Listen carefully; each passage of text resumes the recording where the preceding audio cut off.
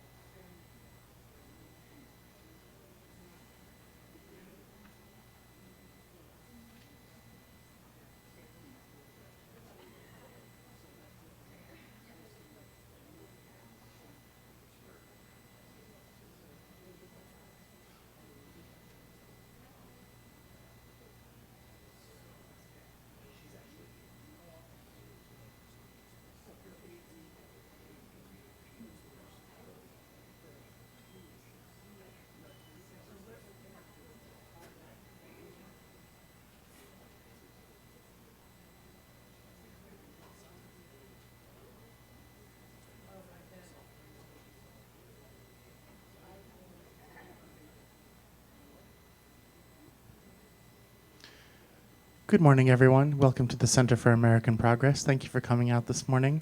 We will be getting started in just a couple of minutes. A brief reminder before we begin. First, please silence all cell phones and other electronic devices. Thank you.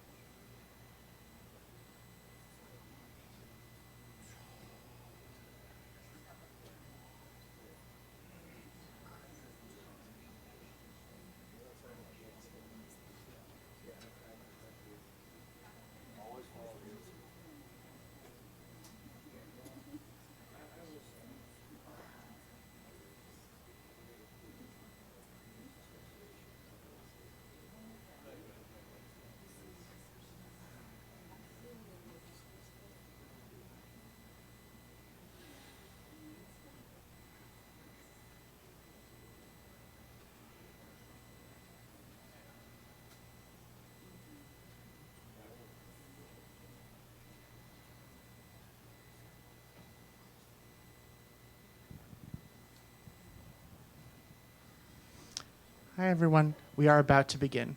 Please silence your cell phones. Thank you.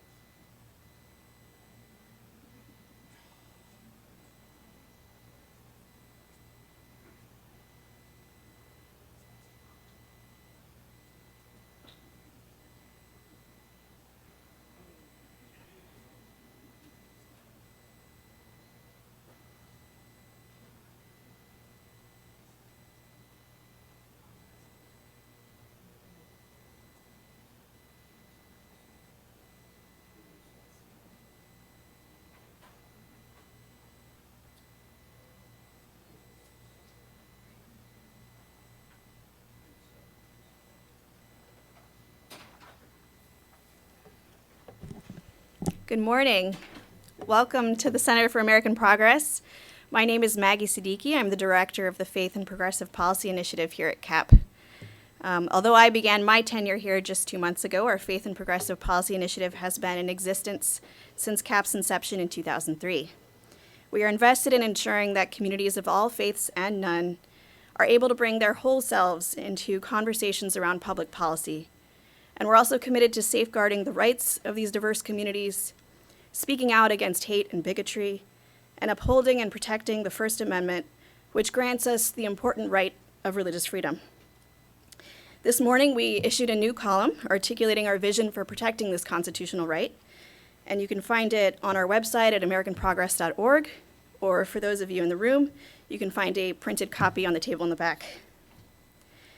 As we develop our strategy for our faith initiative in 2019, we are delighted to be joined by a new member of Congress who has been a champion of this work. Throughout her campaign and during her first month in office, U.S. Representative Ilhan Omar of Minnesota's 5th Congressional District has spoken openly about her Muslim faith. She has made headlines as one of the first 2 Muslim women, the first Somali American, and the first naturalized citizen from Africa to serve in the United States Congress, and we're so grateful she could join us today. Congresswoman Omar is part of a wave of new, diverse voices in Congress that bring a fresh perspective to the ways in which faith values can inform progressive policies. This event is the first in a series of conversations the Center for American Progress will have with policymakers who talk openly about and bring their faith into their public policymaking and public service. As a religious minority, Congresswoman Omar has also spearheaded conversations about religious freedom. One of her first acts of Congress was to lift the ban on head coverings on the House floor so that she could continue to wear her hijab while serving in office. Yet even as we celebrate moments like these, we are aware of the increasing obstacles for religious minorities. Last week marked the 2nd anniversary of the Muslim ban, which restricts the travel and entry of individuals from predominantly Muslim countries. And we continue to see a rise in hate incidents against religious minority communities, such as the attack on the Tree of Life Synagogue in Pittsburgh last October. We must exercise constant vigilance to protect the fundamental right to religious freedom and ensure that all feel safe and welcome in this country. There have also been numerous recent attempts to manipulate religious freedom, from providing important protections to instead providing a pathway to discrimination. Just last month, for example, the U.S. Department of Health and Human Services granted a waiver to the state of South Carolina, allowing federally funded faith-based child welfare agencies to discriminate against prospective foster parents on the basis of religion. This opens the door for faith-based institutions to use taxpayer money to discriminate against religious minorities and others, such as LGBTQ communities, all under the guise of religious freedom. Our nation is in need of a stark reminder about what religious freedom means and what it does not. It is a privilege to have Congresswoman Omar with us today to reflect on how her faith informs her progressive values, the religious diversity of our country, and how we can move forward as a nation to protect and preserve our religious freedom.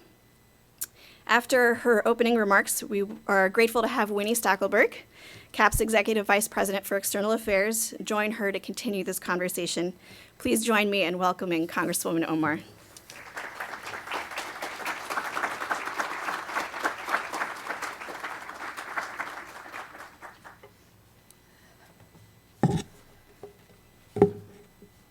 Assalamu alaikum, good morning.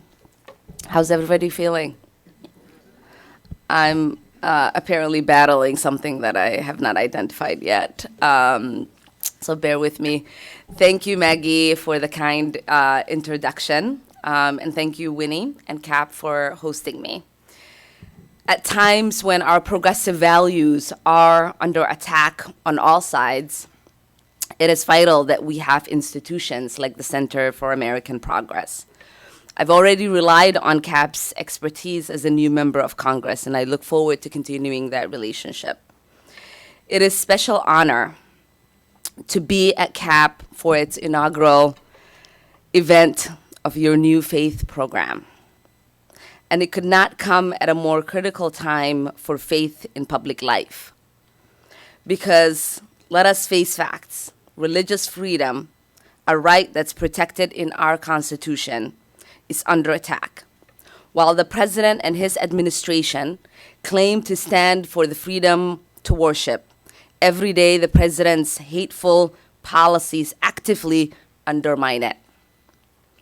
They use religion to justify behaviors that violate rights of others while maintaining it is their religious freedom to do so. And we need new discourse on this issue, one that promotes equality and the inherent worth of a human being. This week marks exactly 2 years since Trump signed the first Muslim ban, a moment that should go down in history as a moral stain on this country's history. Let's be clear. You cannot pretend to stand for religious freedom while you simultaneously threaten to ban people from an entire religion from entering this country. You cannot pretend to stand for tolerance and equality while simultaneously discriminating against LGBTQ plus Americans who want to buy a cake for their wedding, or trans Americans who want to serve in our military. And you could not pursue human dignity while seeking to build a hateful wall on a border to keep immigrants and refugees out. As someone who came here as a refugee from one of those so-called banned countries, I know firsthand how destructive these policies are. Even for people in this country, they send a signal that America is not for everyone, that some faiths are favored over others. If we're going to truly practice religious freedom, we cannot favor one faith over another. We must affirm, as the UN Universal Declaration of Human Rights does, that everyone has the right to freedom of thought, conscience, and religion without distinction of any kind. That universal value these universal values, but they are also informed by my own faith. The core of Islam, just like Christianity and Judaism, is the radical message of human equality in the eyes of God.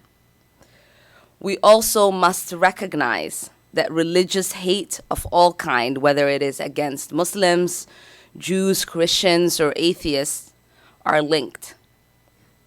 For too long, right-wing politicians and the media have focused on violence perceived to be perpetrated by Muslims or crimes allegedly committed by Central American immigrants. And this single-mindedness has itself fanned the flames at times, giving rise to policies like the Muslim ban or Trump's hateful border wall.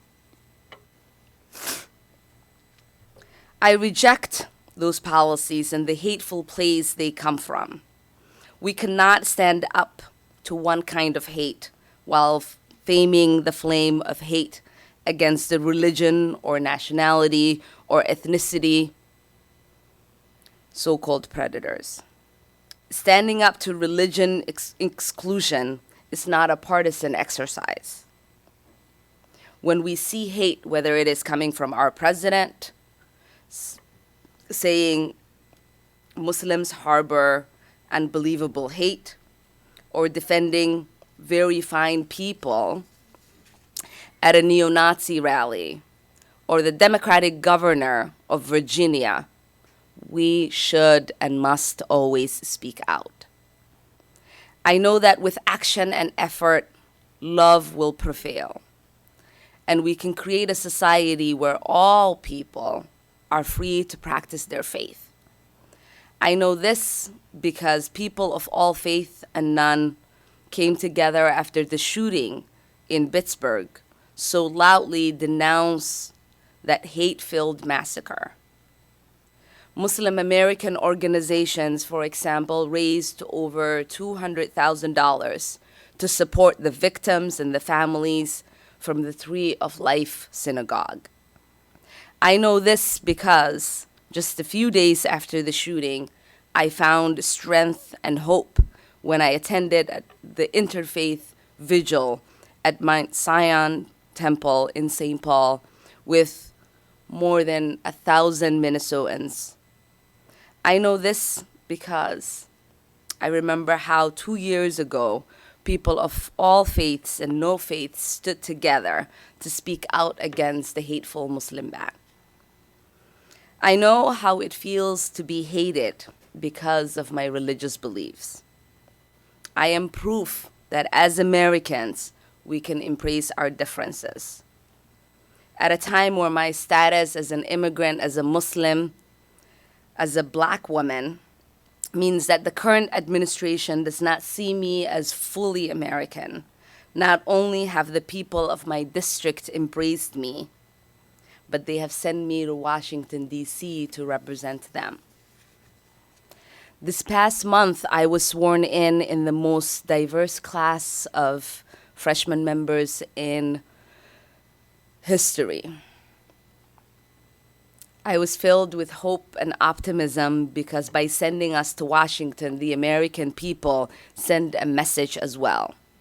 They want leaders that are not defined by religion or race or any of the other qualifiers that so often divide us.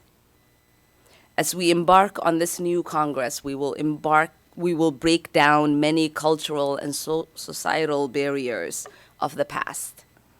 And although there are many Americans who still cannot fully experience the promise of this country, we have the power to change this. I will not bow down to hate or bigotry.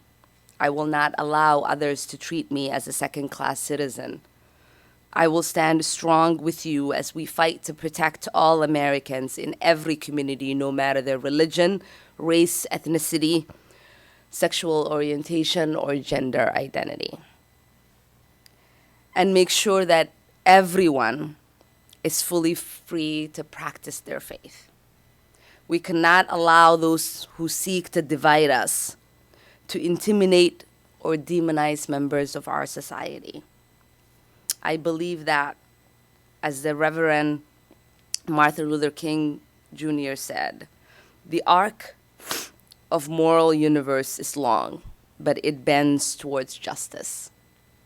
And I look forward to building a more just society with you all. Thank you.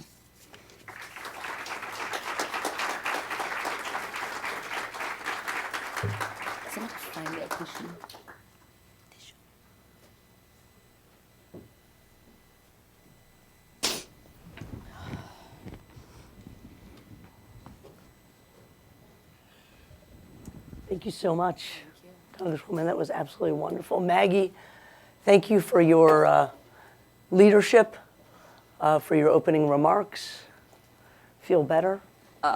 You must. We need you for the long haul. This is a marathon, not a sprint. This is the shift of weather.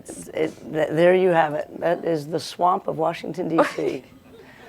Present company excluded. Thank you so very much. I just want to pick up on one thing that you talked about in terms of the diversity of Congress. My name is Winnie Stackelberg, and I'm the Executive Vice President here of External Affairs, and I'm thrilled to join with each and every one of you. Let me just ask, this is also one of the most religiously diverse Congresses. It's not only diverse in race and gender, but in religion as well. And you yourself are one of the first two Muslim women to serve. I want to ask, just as an opening question, how do you think this new level of religious diversity will impact Congress and may in fact impact the way legislators respond to each other and to the politics of the House of Representatives? I think this new diversity creates some uncomfortableness. And oftentimes when we are, as a society, when we are the most uncomfortable is when real shift happens. And so I know that, there already are lots of tensions between many of the members of Congress around our religiosity. And I think eventually it will inform our policies in a positive way and hopefully help us build relationships that transcend that. And have you found, and it's only been a month, have you found community in your fellow members of Congress? Yes. A lot of the freshman class knew each other on the campaign trail, so it is easy to transition in solidarity in this process. And I think a lot of the more seasoned members are excited to have this exciting new blood. Because as you said, we're not only diverse in race, gender or religion, but we are also diverse in perspective. And that, I think, it's exciting to start to tackle issues with a different lens and a different perspective. I want to just pick up for one last question on diversity. Your congressional district is one of the most diverse in all sorts of ways, one of the most diverse in terms of districts in the country. Tell us a little bit about how you feel able to represent your own faith in an authentic way while also representing people of different faiths in the district or people who have no faith or no religious beliefs at all. So for those who don't know, my district is about nearly 70% white, and then the rest of the 30% is shared among us minorities. And our district, has very vocal, diverse faiths, but we also have a huge segment of our district that is of no faith. And for me, really, my faith has always been a very personal thing. It's one that's it's internalized, and I think I visually present my faith, but I don't externally practice my faith. It's a bit complicated, but so for a lot of the people in my district, it really was about connecting on the things that we have in common, rather than focusing on the things that we don't. I represent one of the youngest districts in the country, so the biggest issue in our district is around education and the affordability of college. So being a young person who has student debt, who also is not so young to have a daughter who will be going to college soon, we had these conversations about our, the anxieties that we had and what it meant to fight to free students from the shackles of debt. For the majority of the people in our district, it is about having conversations about real things, tangible things, and policies. We are the most progressive district, I would say, in the nation, and we vote, with the highest numbers in my district. I outperformed in voter turnout 428 districts around the country. And so it is something one about that Minnesota. It is one that's very engaged, and one that deliberately wants to have a conversation around policy. That's fantastic. I want to pick up on that theme of dialogue and conversation. You've spoken publicly about your own learning process when it comes to engaging in discussions and debates about Israel.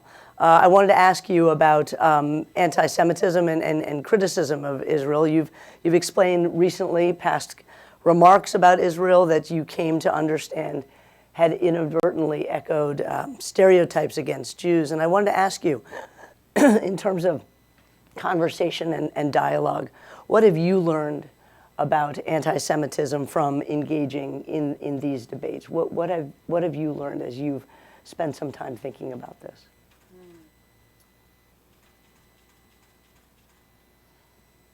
So a lot of the conversation oftentimes it's one that refuses really to separate, I think, discussions around the country and its policies, and one that is, hatred for the people and their faith. And I think am at a breaking point, where we're starting to have a conversation about what it means to be of people that harbor hate, and the kind of journey we could all be on in fighting against discrimination collectively, while still having the freedom to debate foreign policy, and not only think about how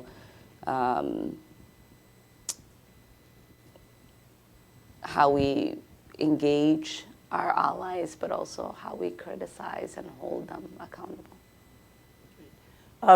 You talked a little bit about the Tree of Life congregation in Pittsburgh and that horrific shooting. In recent years, it is frightening how America has witnessed a series of sickening tragedies, which prove that white supremacists in many ways feel emboldened. You talk about President Trump almost giving license to this, whether it's the massacre at Mother Emanuel Church in Charleston or the Tree of Life congregation in Pittsburgh. And at a time when those on the far right are trying to pit different groups against each other, and you mentioned this in your opening remarks, how can different communities of faith themselves come together and really help bring our country together?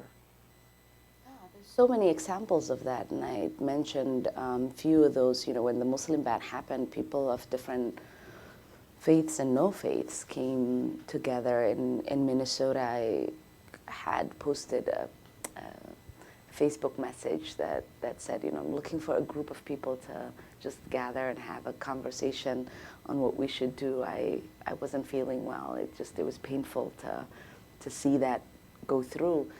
And I went to go take a nap, and I woke up an hour later, and the police chief of Minneapolis and the mayor and the governor had left me a voicemail, and I was like, okay, I did something wrong. This is horrible. But they were all freaking out because the location that I'd posted for this event could only occupy about 30 people, and the event RSVP was over 13,000.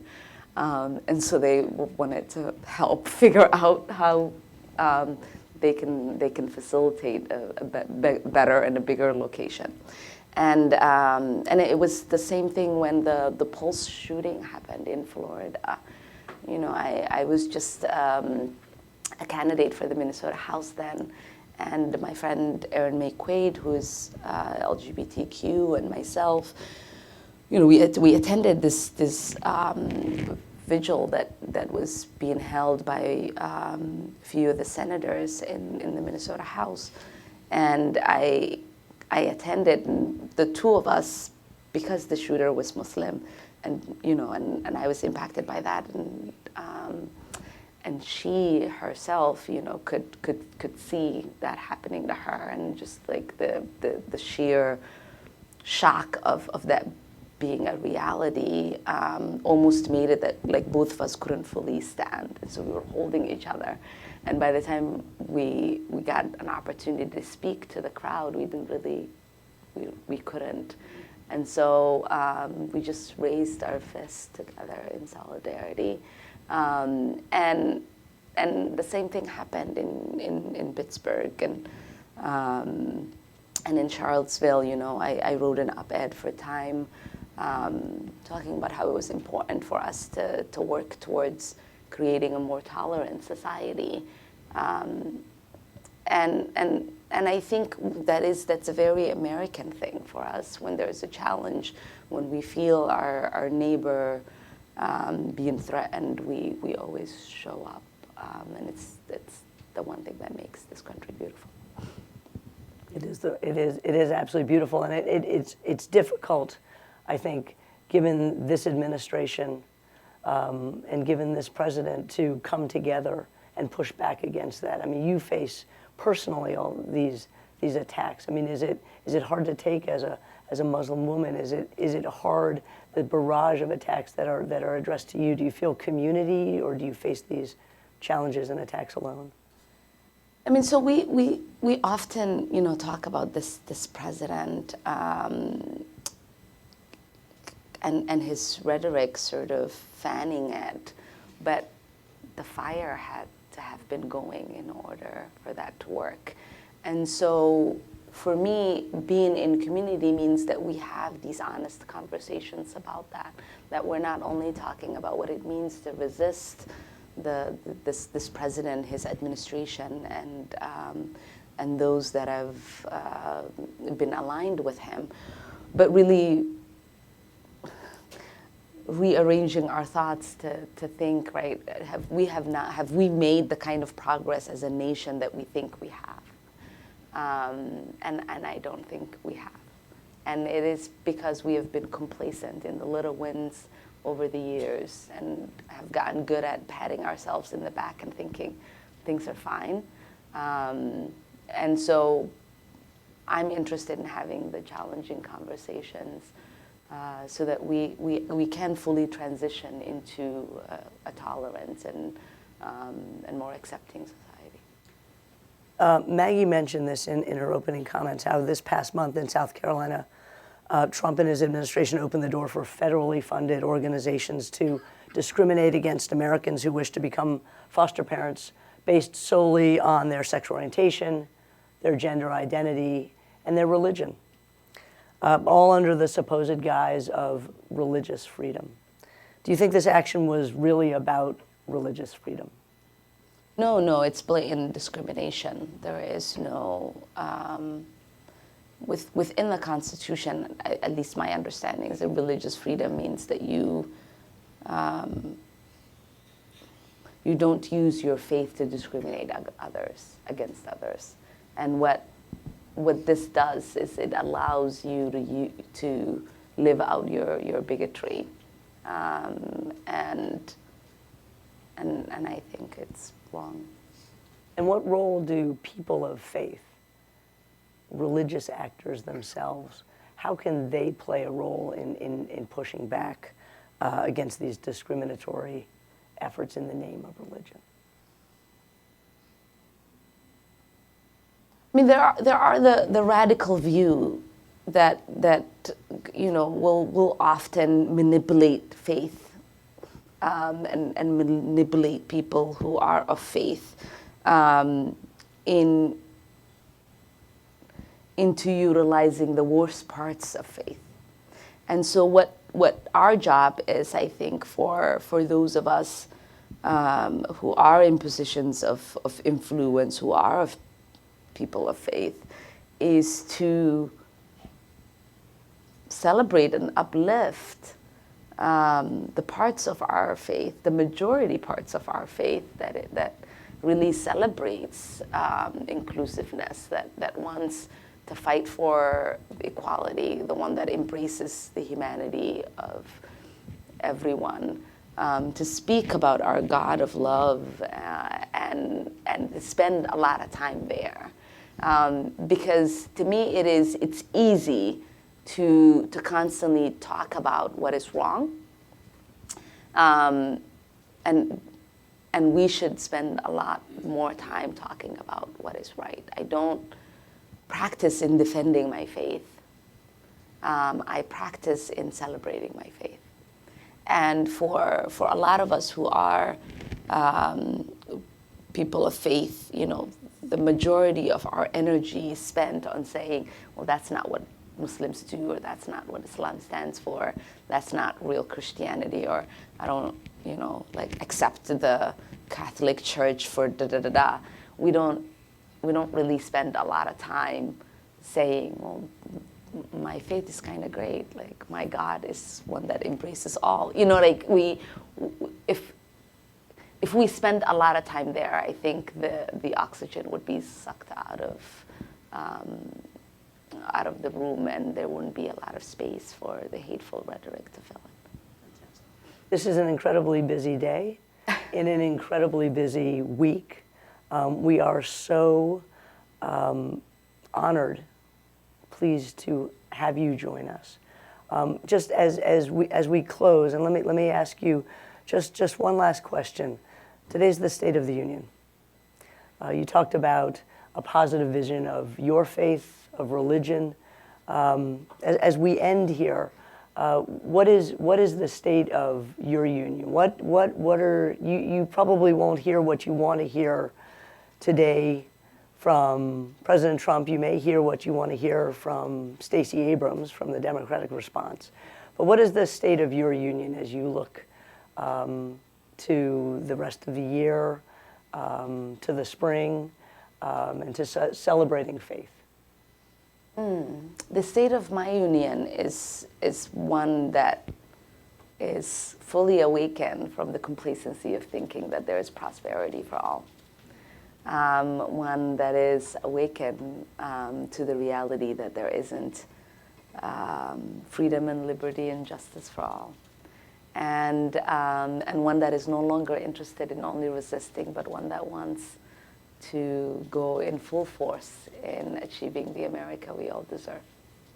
Please join me in thanking the Congresswoman Omar for an incredible discussion. We will have you back. Thank you.